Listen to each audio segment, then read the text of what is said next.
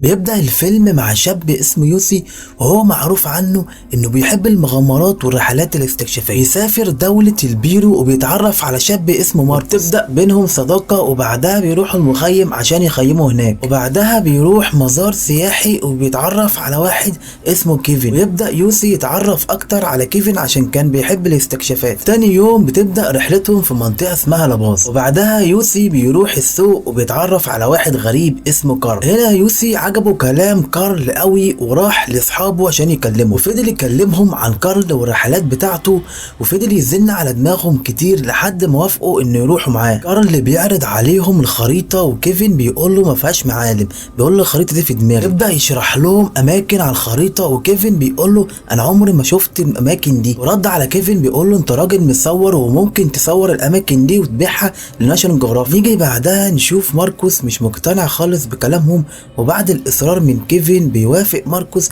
وبيكون فرحان يوسي جدا. وبعدها بيروحوا يشتروا كل الاغراض اللي هيعوزوها في الرحله. كيفن بيقول له نشتري خريطه، قال له ملهاش اي 30 لازمه. الرجاله جهزوا كل حاجه وبدات الرحله في غابات الامازون. كارل بيحكي لهم الفرق بين الحياه في الطبيعه والغابات، وازاي الانسان دمر الطبيعه. بيحكي لهم عن القبائل اللي كانت بتعيش في الاماكن دي وازاي هم كانوا اذكى مننا، وبيظهر عليهم التعب هم الثلاثه، وقد ايه المشي في الغابه متعب ومرهق. هنا كارل اختفى، والرجاله بدات تحتار انهم يكملوا طريقهم ولا يرجعوا. والمهم كملوا طريقهم ولقوا كارل مستنيهم على ضفه النهر، ولا في دماغه اي حاجه. يوسي بيقول له انت ليه سبتنا، وبيرد عليه بكل برود بيقول له انا اسف. ويكملوا رحلتهم في الغابه، وبداوا يلاقوا الحاجات الجميله اللي فيها زي ما قال كارل. وبيكملوا تاني لقوا قرود كتير على الغابة، وهنا كارل رفع البندقية وضرب واحد وقتله بوحشية. وهنا بيقولوا له بروح على القرد، قال له هنا مفيش إضاعة للفرص، وبدأ يطبخ القرد وياكل منه. يوسي أكل من القرد عادي،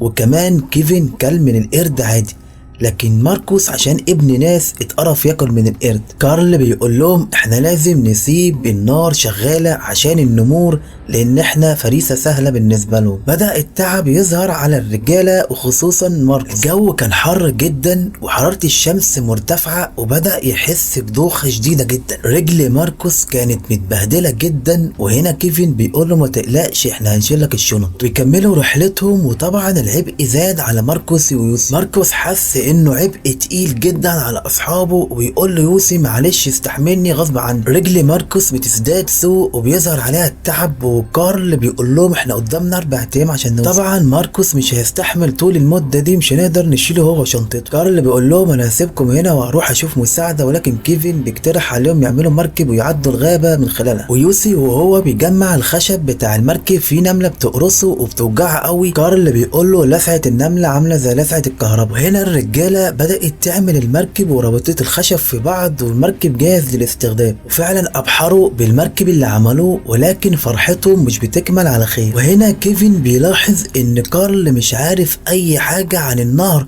ومش عارف يروح فين، وبيعصب جدا. بدأت الامور تخرج عن السيطرة، وهنا مش عارفين يوقفوا المركب.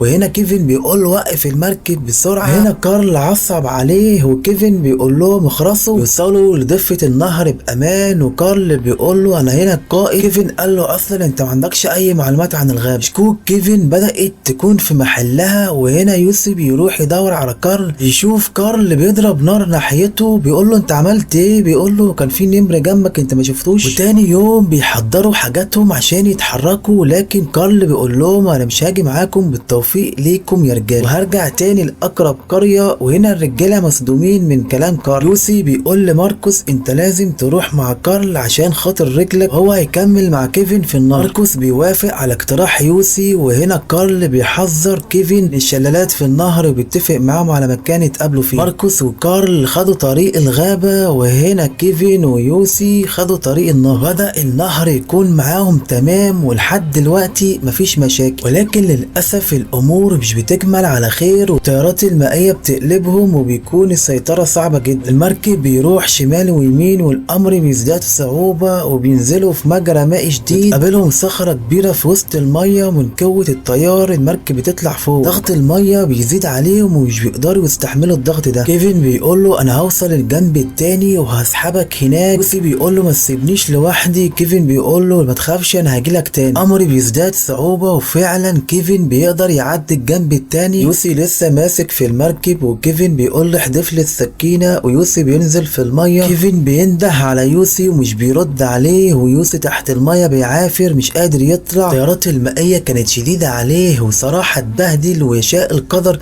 ان يلاقي صخرة في وسط المية ويطلع عليها. قدر يوصل لضفة النهر بعد ما اتبهدل جدا وشاف الويل وشم النفس وروح رجعت له تاني. حاول يتسلق الجبل لكن مش بيقدر لان التيارات المائية بهدلته وطلع فوق واتزحلق تاني. وكان هيروح في الباي باي ولكن مسك في الصخرة وقدر يعافر تاني لحد ما طلع. ينده على كيفن ممكن يسمعه، ولكن الليل بيليل واصوات الغابة المرعبة بدأ يسمعها، وهو قاعد في الضلمة وفي وسط الغابة لوحده، ومن كتر الارهاق والتعب بيروح في النوم. يقوم على صوت، طلع يشوف صوت ايه، لقاها شنطة من الاغراض بتاعته. نط ورا الشنطة وفعلا مسكها وحضنها جامد زي ما يكون جزء من حياته رجعت له. وهو بيدور في الشنطة لقى حبوب منشطات اداهاله كارل وبيقول له هتخليك زي الفرس. بيتنطط وفضل يدور على صاحبه كيفن وينده عليه في كل مكان. وبعد محاولات كتيرة عشان يدور على صاحبه كيفن ولكن للأسف ما وصلش لأي حاجة. بدأ الجو يمطر ويوسي حدد موقعه وخلاه في الشنطة عشان لو حد دور عليه. بدأ يشوف حاله وسط الغابة وهو ماشي لقى فاكهة في الأرض،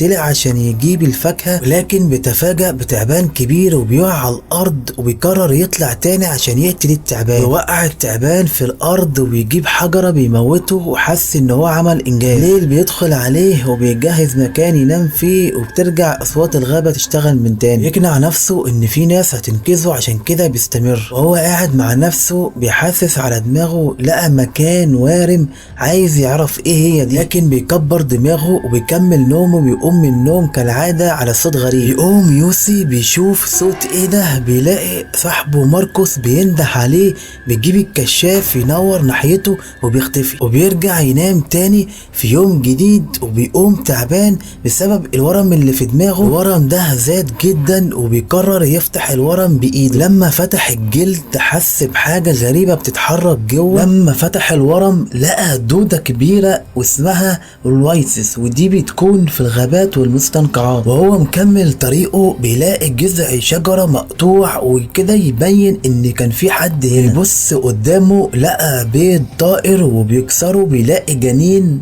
وبألف هنا. رجوع كافر يا يوسي. المهم مكمل طريقه بيلاقي اثار قرية كان قايل له عليها كارل، والقرية كان باين عليها متدمرة بقالها فترة. ويوسي بيزعل جدا وبيحدد مكانه على الخريطة وبتكون اقرب قرية ليه بعيدة جدا. يخلع جزمته وبيلاقي رجله عفنت جدا وريحتها كريهة وبتوجعه جدا. وقتها حس بصديقه ماركوس قد ايه كان بيتألم منها. يعاتب نفسه وبيكون ندمان وبيقول حقك على يا ماركوس. واليوم اللي بعده هو ماشي بيلاقي اثر رجل، بيفرح جدا ويفضل ينده على كيفن بصوت عالي. يتصدم لما شاف قشر البيض وبيروح يتأكد بيلاقي هو نفس المكان اللي كان فيه من شوية وبيعصب. فضل يهبط في الشنطة اللي معاه وبيقول انا لازم اتبع النهر. الجو بدأ يقلب والامطار تنزل والرعد والبرق، وفي وسط الجو المرعب ده يوسي فعلا بيكمل طريقه واخيرا بيوصل النهر وبيدور على مكان ينام فيه في وسط المية والرعد والبرق الصعب ده. الناحية التانية صياد وابنه ماشيين لقوا كيفن مرمي على النهر، بياخدوه بيروحوا لأقرب مركز رعاية. حالة كيفن بقت زي الفل. وهنا يوسي بيسمع صوت طيارة وبيفضل يشاور، ولكن للأسف بدأت رحلة البحث عن يوسي وراح لضابط الشرطة وبيقول له ده بقاله 3 أسابيع يعني استحالة يكون عايش. كيفن راح لصياد هناك واتفق معاه انه يدور معاه على يوسي. بدأت رحلة البحث من جديد. وهنا يوسي بيلاقي بنت تايهة مش فاهمة اي حاجة، وبعد ما بيهديها بيجي عليه الليل وبيكون عمل لها مكان تنام فيه. وعشان يتأكد ان هو مش بيخرف راح لمسها. بعد ما اتأكد خدها في حضنه، ولكن للأسف طلع بيخرف تاني، ولكن المرة دي على تقيل شويه. يوسي بيقوم من النوم بيتاكد ان مفيش حد جنبه وخلاص راحت عليه. هو ماشي لقى حفره كلها طين وبيقع فيها ومش بيقدر يتحرك من الارهاق اللي هو فيه. بعد الشنطه عنه لانها تقيله عليه ومن كتر التعب نام شويه. طرف عينه بيلمح غصن شجره